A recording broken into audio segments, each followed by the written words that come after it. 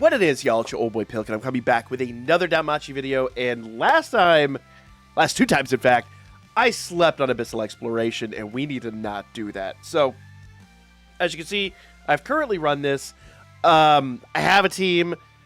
Full disclosure, I am recycling the old team, but up here it says, grants defense roll characters 150% damage increase, grants a constant 150% damage received increase, and inflicts 30% move speed reduction to the enemy.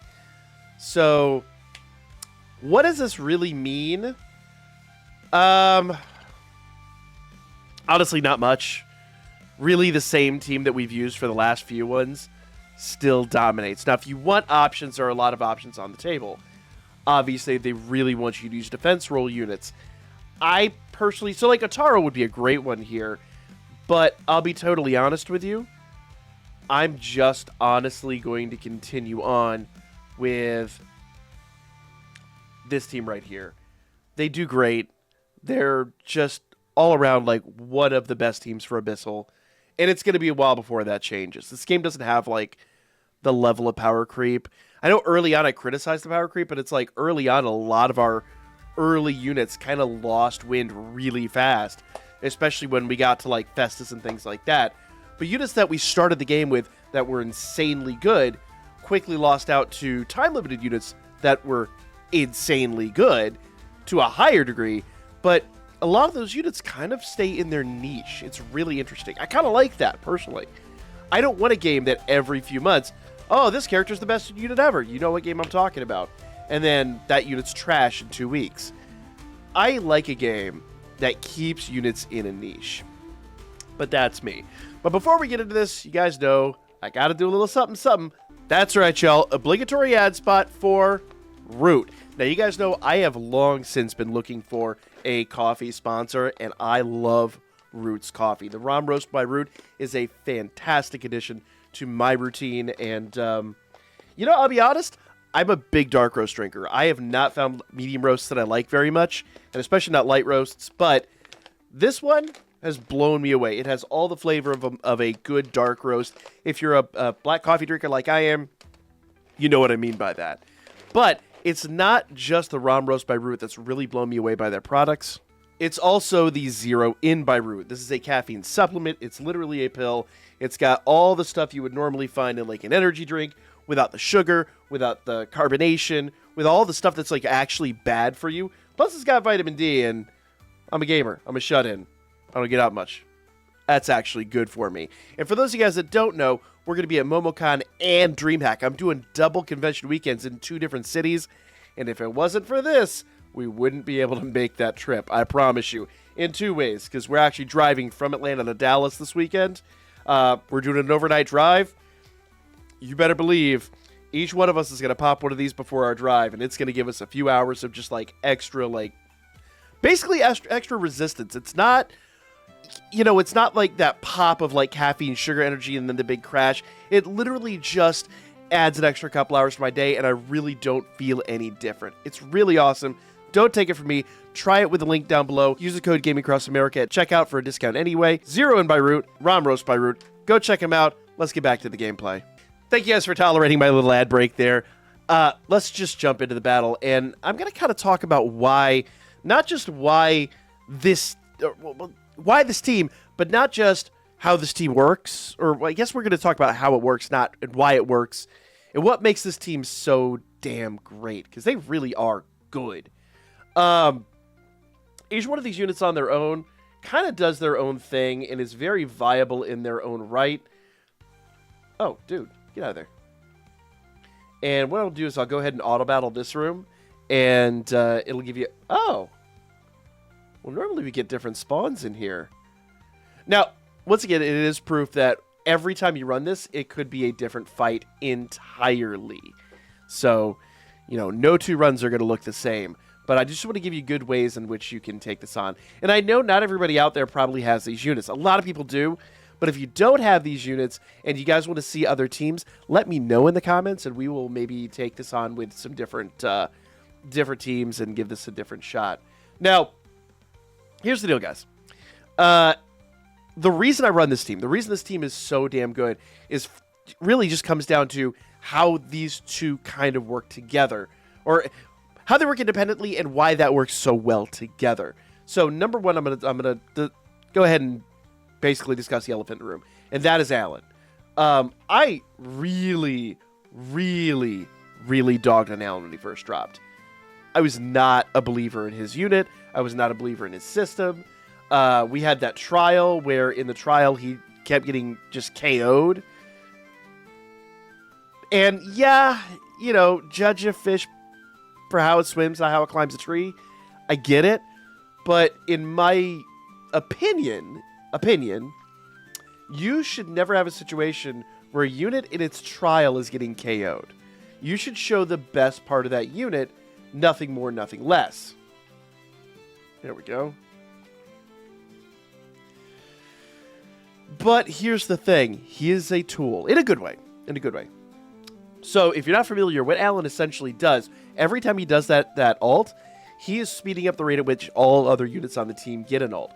And that means that every time he does his ult, Artemis is getting ready for an ult. Also, he's just quick. Oh wow, he already wiped out that floor. Let's go over. Nope, he's not going over there. So, yeah. And if you didn't know, Artemis. We'll just talk about what Artemis does real quick because she's really good too. Artemis's main skill. There's no sparklies up there. That's weird. I don't think there were last time either. Usually there are. Strange. You know, the funny part is, kind of sidebar here for a moment, my ADD, I guess. Last time we ran this, sometimes I saw the little sparklies there, sometimes I didn't. So I guess it just really depends. This is really super guided run through. Okay, well, I'll take it. Do be careful. If you're auto running this, it is not going to auto run every room. It's just going to basically fast track to the exit. I use auto run to take on some of these like other quests, and especially the 60-second challenges, because the auto system is a little bit faster than me in that. But I always take away from the auto system and self-nav the other rooms. Anyway, get back to Artemis. If you actually look at her skill 1 there, you'll notice she has 4 activations of her skill 1. But what happens here, her ult actually, in and of itself, kind of gives her a... It sacrifices her HP, but as a tool, it gives her, boom, a big endurance boost. Now, her skill 1 basically has double activation. And you can see there that when I activate it the first time, essentially she gets... Are we... Oh. That's weird. So we're going back.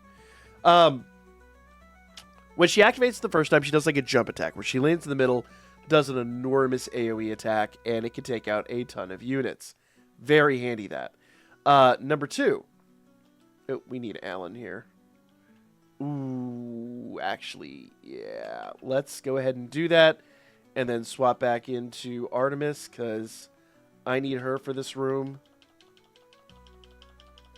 There we go. Alright. Good. So whenever I do her ult, essentially it's just going to give her a big defensive buff. Let's go ahead and auto-run this little room right here. And Alan just makes her faster. But not only that, like I said, she does a big AoE attack, and then she does that kind of like triple, like a trident type of attack, which you see on the second activation. So essentially, it's like 2 attacks in one. If I don't take them out on the first one, or something respawns, she has, you know, something in her back pocket that she can utilize to continue the fight. So, a really, really rock-solid unit all the way around. So watch this. Big 8, and then that trident attack. And that's all skill 1 activating. So, we haven't even gotten to her skill 2. Her skill 2 is a good, like, single target-ish attack, but it also heals her. So if I do that here, bam, we get some healing. But you don't want to heal too much because you lose her endurance buff at that rate. So we can just continue doing this. And honestly, she also gets stronger with all these attacks. So she's just really, really, really good. And Alan, as a tool, just makes her faster. So everything here is about Artemis as the DPS and Alan as essentially just a turbo. That's essentially what it is. He's a turbo boost for Artemis. And I think it's an amazing, amazing combo. Like, frankly, look at that. She took him out with a quickness. Now, we have openings over here. Do we have this unlocked down here? Let's see. All right, cool. We do. I think this is the only room we have left to unlock. Bam. Okay. Oh, wow. We just one-shot him. Good grief. Now we're getting to the part that always lags the game out. So there's a 60-second challenge here. We can actually auto-battle this. Bam. He's going to speed her up. Bam. And then Artemis is going to come in with her ult. The downside is it will not voluntarily swap back into Artemis unless she has her ult up. So be ready to, like, manually swap her back in. There we go. So I use a controller, so I always keep my finger on the whatever bumper she's activated on. That's why I like to run this with 2 units, frankly. But it's always predictable which bumper is going to actually swap her back in, and it just makes the fight so fast. But here we go. Boom. Guys, I apologize. I kind of rambled, but I really, really, really do like this team, and I think you can kind of understand why I like this team, because they're a good combo. Alan is a speedy unit. She is a strong defensive unit with a crazy attack. Like, she is cracked. She is completely busted. Artemis has no right to be as good as... Well, I love the character. And the movie literally drove me to tears. But, you know, a unit this cracked does kind of change your outlook on the game. So if you don't have this unit, next time she's around, go get her. I think I gushed about it when we had the gacha, the Festa gacha a while back. I stand by it. She's super worthwhile. I mean, super worthwhile. Now, essentially, if this is your first time here, what this is, this room basically has a 10-fold spawn of these bosses and their little minions here. And you can just one by one wipe these guys out. The downside to this is if you're looking for a good clean run, this gives you an insane boost. You can see every time we beat a boss here, we're getting a boost. Problem is at the backside of this, we're going to have a really bad lag. And I will show you how we fix that. But the lag is going to be atrocious. The good news is we're going to get a lot of boosts when we go into floor 2 and floor 3. And it is super worth enduring it.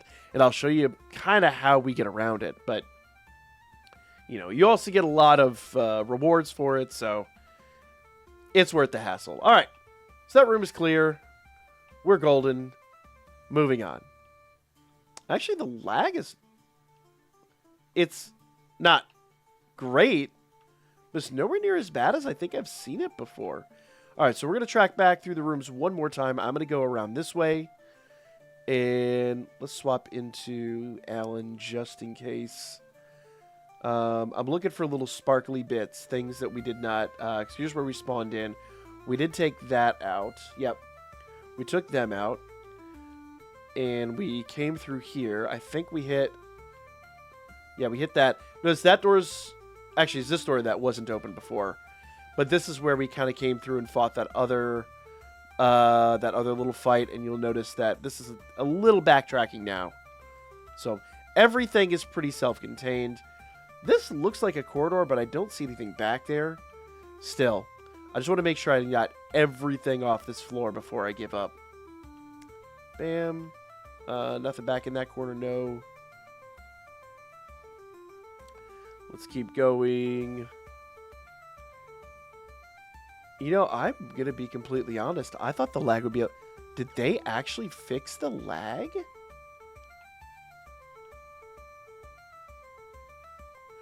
Oh my god, if they fixed the lag?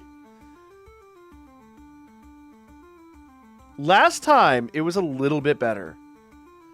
And this time, I'm slightly impressed. So what we're going to do... We're going to end here. I'm going to go into floor 2. On the next episode, we're going to attempt floor 2 without resetting. We're going to give it our best shot. Floor 2 is the one that gets really bad. So it might get insufferable. We might do a reset. But stay tuned for episode 2. We'll be back in probably about 24 hours with that. Like, comment, share, And I'll see you guys again real soon for more of the Abyssal exploration.